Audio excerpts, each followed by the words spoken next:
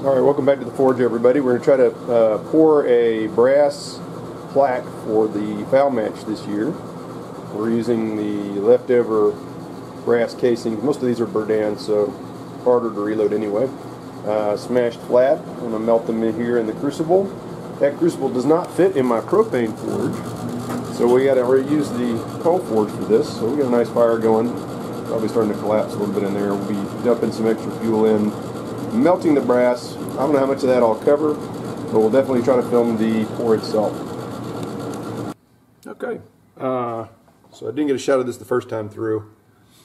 Figured to show you this time. This is the 3D printed mold for the trophy. So it gets laid in the frame, frame's upside down. This gets laid in the bottom.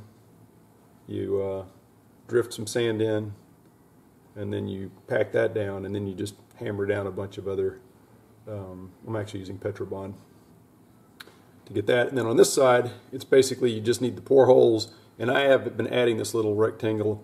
It's a little bit larger than the piece, so it ends up giving me a little bit of a shelf, but it's really just there for flow, to make sure I get flow where I've got these shallower areas. It gives me another, 1/8 of an inch or so to make sure I get better flow. Hopefully we got more brass melted this time. So now I'm basically going to flip this piece onto this piece. Hope everything doesn't collapse. And at that point we'll go back out and do another melt.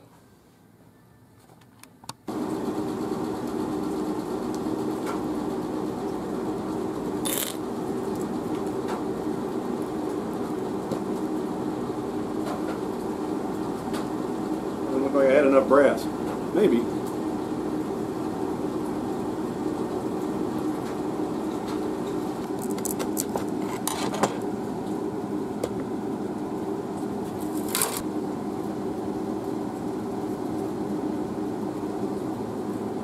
Oh yeah.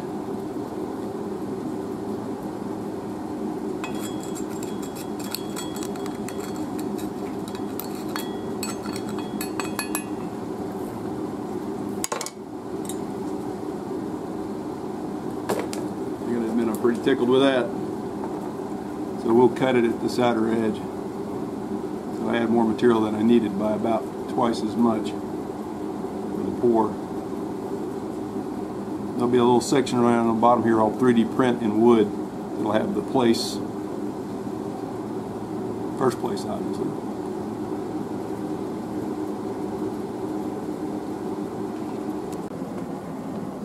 So apologies, I did not get that pour on tape.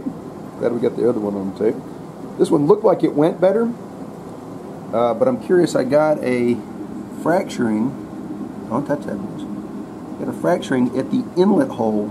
I assume that's a problem with it cooling too quickly, but I'm not sure. So if anybody knows the dealio there, I would appreciate if you could tell me what went wrong there.